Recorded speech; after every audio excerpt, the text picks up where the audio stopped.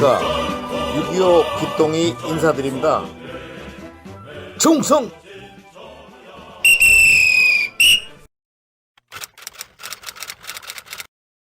앞에 제20탄에서는 탈출소동의 해프닝에 대해서 말씀드렸는데 21탄은 대통령의 2차 피란 내용을 말씀을 드리겠습니다. 사실 대통령은 6월 27일 날 새벽 3시에 서울을 탈출 대구까지 바로 갔었다가 대통령의 고집으로 대전까지 갔다가 무초대사로부터 미국의 해군 공군력의 참전 소식을 듣고 충남도지사 관사에 머물기로 했었던 것입니다. 그런데 불과 4일 만에 그것도 미국 측이 제공한 잘못된 정보 때문에 대탈출 소동을 빚었는데 2차 피난도 논란이 있었습니다. 당시 국회의원이었던 임성훈은 이승만 대통령은 워낙 초인적인 판단력을 갖고 있었기 때문에 그분 나름대로 무슨 생각이 있어서 대전을 떠나셨을 것이라고 얘기했고, 역시 당시 국회의원이었던 김봉재는 대통령이 서울이나 대전에서 국회에는 단 한 번도 이야기도 없이 떠났다는 것은 이해할 수 없는 일이라면서 말하고 있었으며, 여러 증언들이 있었습니다만은 여기서는 어떻게 다 말로 제가 다 말씀을 드릴 수가 없을 것 같습니다. 그야말로 대통령이 피난하는 문제에 대해서는 아직까지도 확실하게 근거가 없었고 논란만 많이 이야기를 시켰습니다. 그러면 2차 피난 내용에 대해서 제가 말씀을 드리겠습니다. 피난 경로는 대전서 이리까지는 육로로, 이리에서 목포까지는 기차로, 목포에서 부산까지는 선박을 이용하기로 했습니다. 대전에서 목포까지는 육로로 이동하는 계획에서나 이리까지 가는 동안에서도 강한 빗길에 비포장도로 여기저기에 다른 차들도 전복되거나 고장으로 방치된 채 있었으며, 심지어는 대통령도 지나가면서 보니까 심지어 신익희 국회의장 차도 발견되기까지도 했는데 어떻게 거기서 진흙탕 구덩이를 빠져서 걸어 나갔는지 지금도 이해가 안 된다고 그래요. 대통령 일행은 빗길 속에 진흙탕 길을 무사히 탈출해가지고 어찌어찌해서 이리역까지 도착했지만은 경호원 차량 2대도 고장이 나서 못 왔기 때문에 그냥 되돌아가라고 돌려보냈는데, 이들은 정말 충성심이 강해서 그런지 모르겠습니다만은 걸어서 지리산 쪽까지 와가지고 다시 거기서 어떤 다른 보조 교통수단을 이용해서 부산까지 도착했다고 합니다. 대통령이 피난길에 열차편도 없어서 김석관 교통부 장관이 어찌어찌해서 열차편을 마련해서 이리역으로 보냈는데, 대통령 내외와 비서관 2명, 수행하는 경찰서장 딱분으로 총 5명이 거기 이리역에 역사에 앉아 있었습니다. 대통령에 대한 특별한 대비책도 없는 허술한 역사 안에서 열차가 도착하기만을 기다리는 동안 무척 불안했다고 이철원 비서관이 설명을 했습니다. 정오쯤에 3등 객차 2칸을 달고 열차가 덜커덩거리면서 도착했는데 무려 8시간 이상을 아무런 대책 없이, 경호 대책도 없고 뭐 식사 대책도 없고 안전보장치도 없는 역사에서 기다렸다는 것에 대해서는 정말 본인들도 수행을 하면서 참 자괴감을 많이 느꼈다고 그래요. 심지어는 식당도 없어가지고 구매점에서 과자 몇 봉지를 사가지고 대통령도 드렸더니 사실 배도 고프셨는지 한 봉지를 다 드시고 참 맛있게 먹었다 라고 하셨다는 겁니다.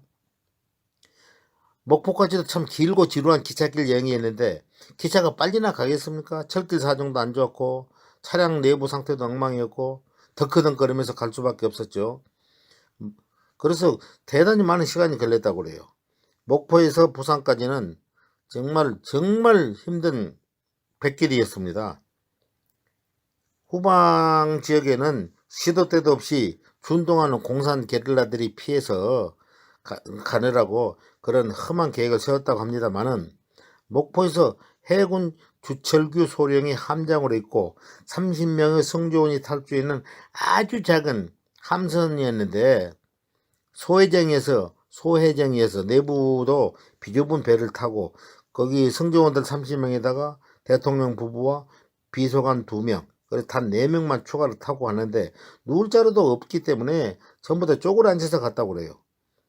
19시간을 부산까지 쪼그려 앉아가지고 간다고 생각해 보세요. 얼마나 힘들겠어요. 그 다음에 항해 중에 엄청나게 비도 많이 쏟아지고 파도도 많이 치기 때문에 심지어는 파도에 그냥 배가 삼키는 침몰한 줄 알았다는 그런 공포심도 느꼈다고 그래요.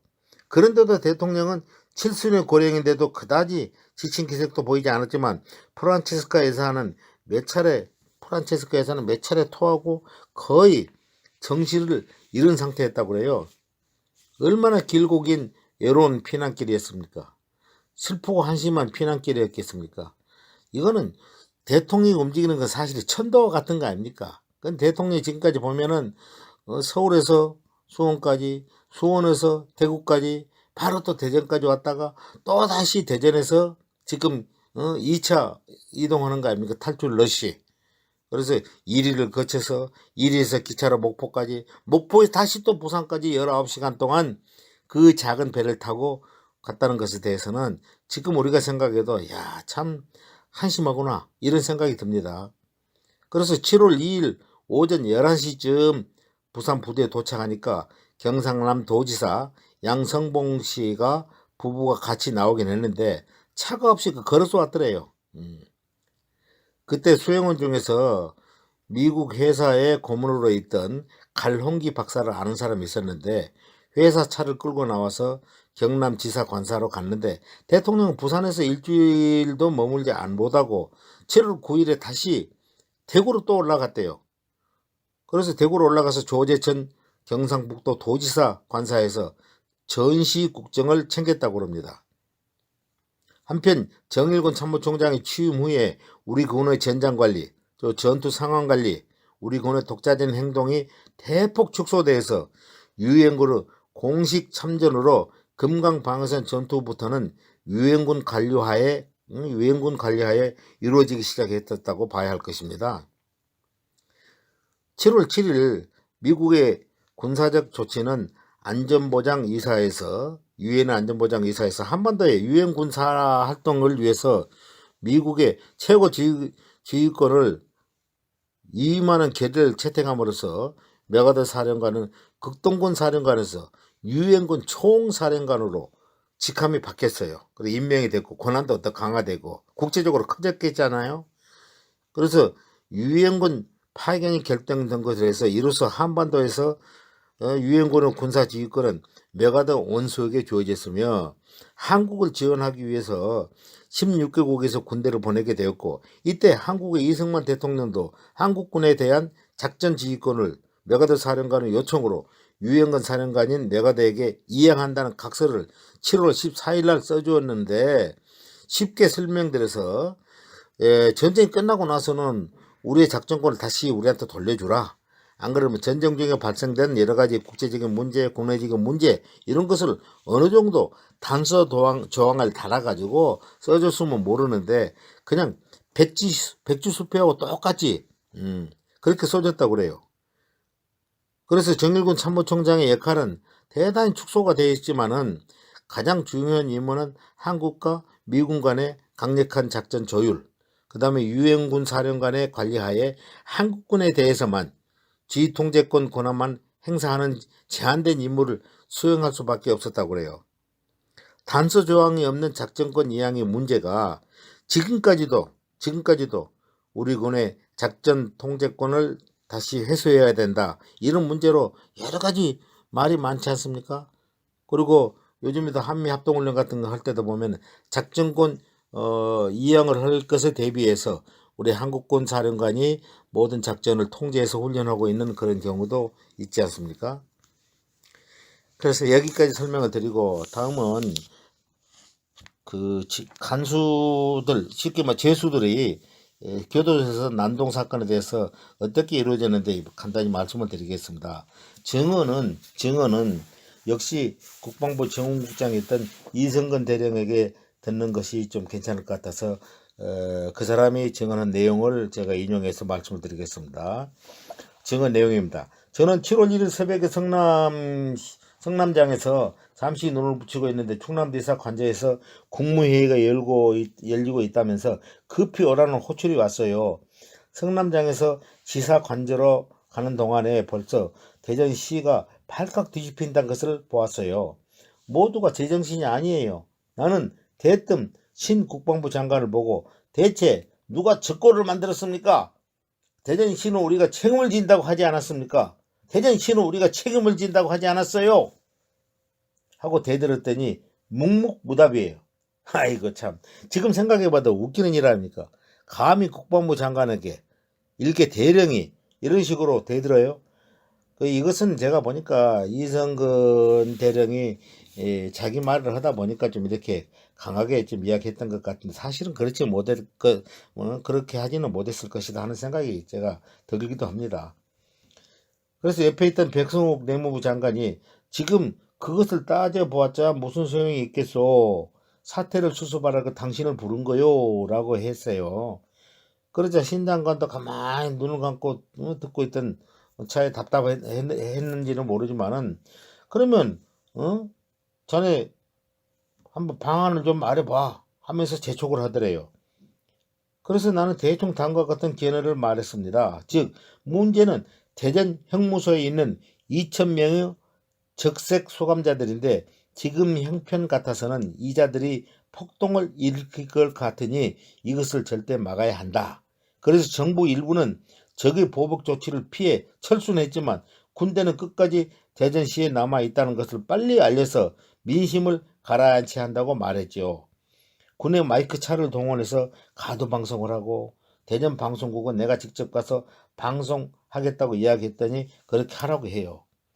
그래서 이성근 전국장 마이크에 달고 직접 본인이 마이크를 잡고 대전 시민 여러분, 대전 시민 여러분 안심하십시오. 지금 대전은 건강 방어선을 위주로 해서 우리 군과 미 24사단이 아주 철저히 방어 준비를 하고 있고, 미군들이 이미 부산에서 스미스 부대가 도착을 해가지고 대전을 거쳐서 중미령과 오산까지 지금 가서 작전을 벌이고 있습니다. 대전 시내는 안심하십시오. 우리가 다 잘 지키고 있습니다. 이렇게 이야기를 했다고 그래요. 그래서 그런 것을 보더라도 열심히 뭐랄까 대전 시민들의 그 안전을 위해서 노력을 한 것 같습니다. 그렇지만 성남장 호텔 사장 이 앞편에서 말씀드렸죠. 김금덕 여사 말씀입니다. 그때 다급했던 일을 다음과 같이 또 본인들은 또 해고를 했다고 그래요. 때 아닌 대전 피난소동 때문에 형무소가 큰 사고가 난 것으로 알아요. 내가 우리 호텔에 들어있는 저명한 피난 인사들의 뒷바라지 하느라 쌀 5가마씩 매일 들여가지고 밥을 했다고 그랬잖아요.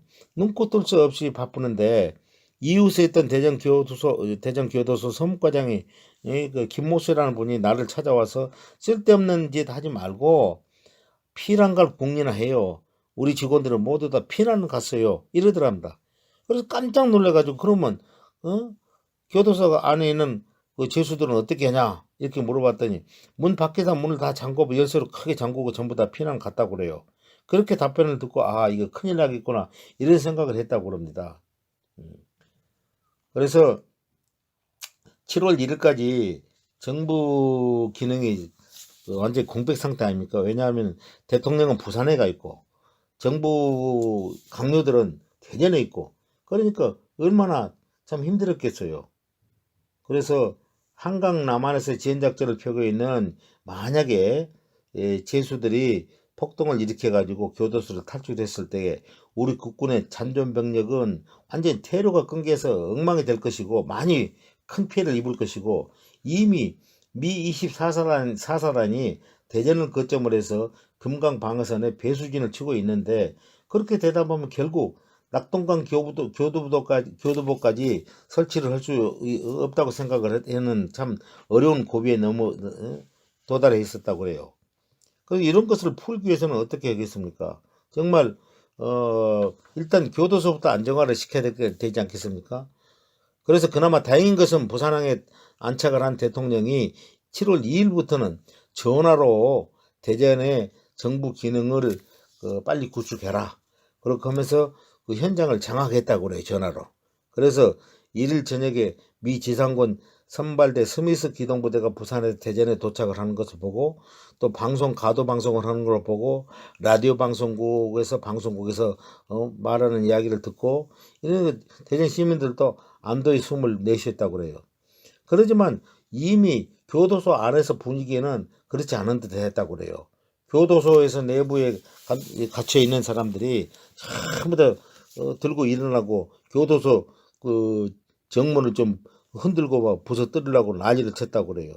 그래서 얼마나 힘들었겠어요. 그래서 결국은 이쪽을 지키고 있던 백선엽 그 장군의 동생 백인엽 대령이 지휘하는 17연대를 동원해 가지고 전부 외부를 포위하고 그 다음에 준동하는 교도소 안에 있던 좌익 분자들 아직까지도 분류는 정확하게 안 된 사람들입니다만 이 사람들을 통제하기 위해서 밖에서 총을 쏘고 기관총을 쏘고 그러니까 좀 더 잠잠해졌지만 내부에서는 아직도 대단히 큰 소요라 그럴까 옹성거림이 있었다고 그래요.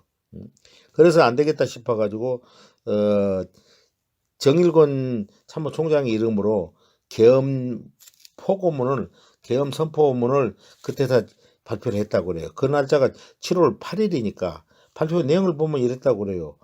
대한민국 대통령은 계엄법 제1조에 의해서 아래와 같이 계엄을 선포한다.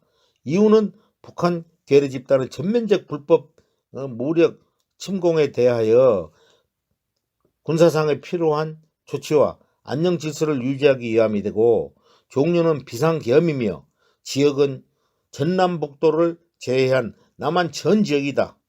그 다음에 계엄 명령관은 육군참모총장 소장 정일곤입니다. 이렇게 해서 전부 다 발표를 했다고 그래요. 그런데 계엄령이 선포되기 전에도 군에서는 사실상 언론과 경제 등 국민 생활에 아주 깊숙이 관여해가지고 군의 통제에 있었다고 그래요. 엄격히 말해서 이것은 법적 근거에 의한 것이 아니고 현재 돌아가는 상황으로 봐서 군이 통제할 수밖에 없겠다 해가지고 군에서 통제를 그렇게 했다고 그럽니다. 그러면 그 교도소 안에서는 어떤 일이 일어나는가 하는 것에 대해서는 제가 간단히 설명을 드리겠습니다. 대전 시내의 안정화는 겉으로 이루어지고 있는 듯 했지만은 그 자료에 의하면은 교도소에 약 수천 명의 수감자들이 있었는데 이들을 안전한 곳으로 이동할 수가 없기 때문에 정부에서는 상당히 많이 고민을 했던 것 같아요.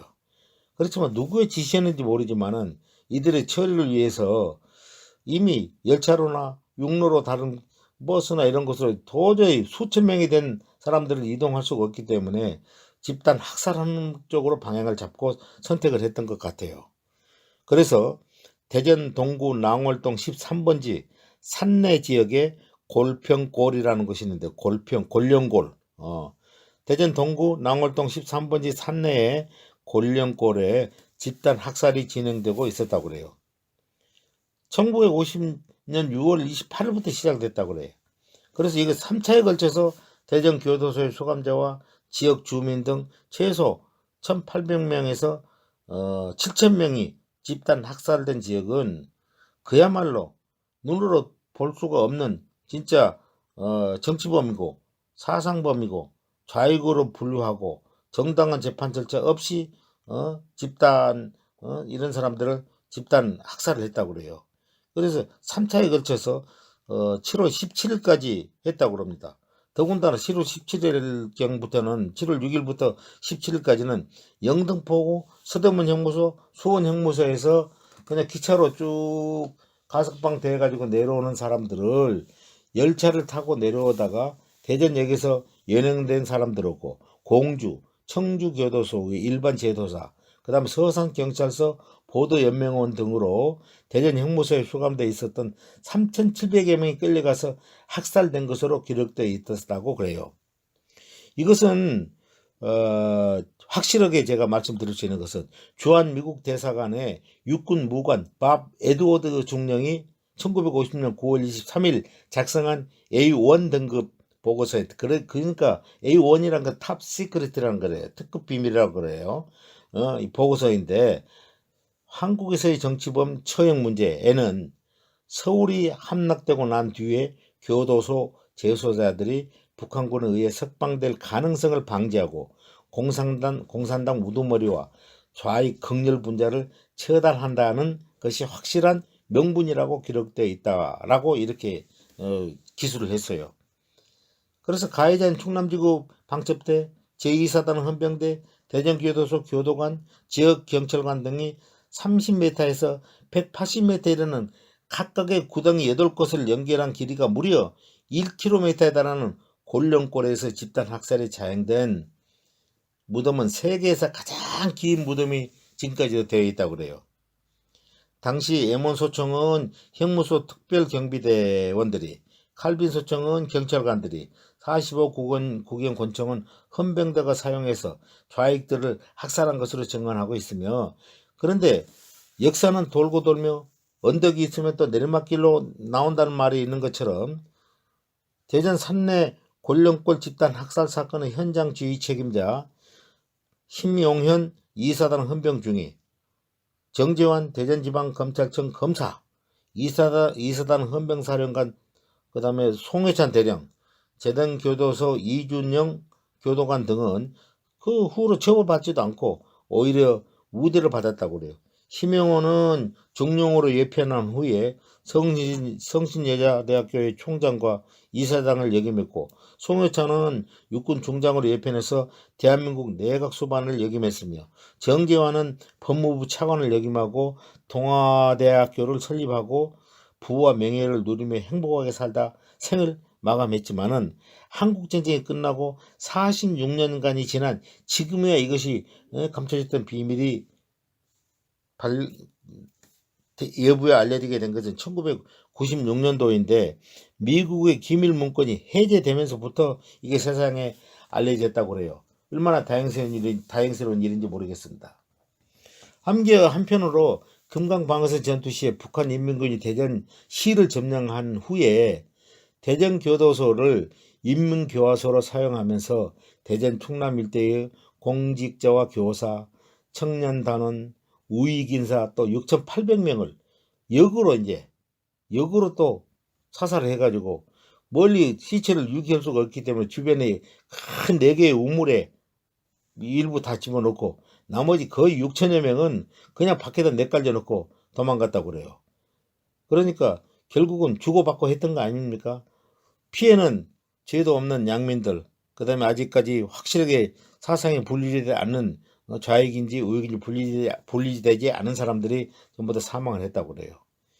그래서 이념의 갈등, 동족 상잔의 싸움이 얼마나 비참하고 슬픈 일인지 대전 교도소의 집단 학살 사건을 보더라도 알 수가 있습니다. 6.25 전쟁이 낳은 우리 민족과는 싸움이 낳은 슬픈 역사의 한 페이지가 아닌가 싶습니다.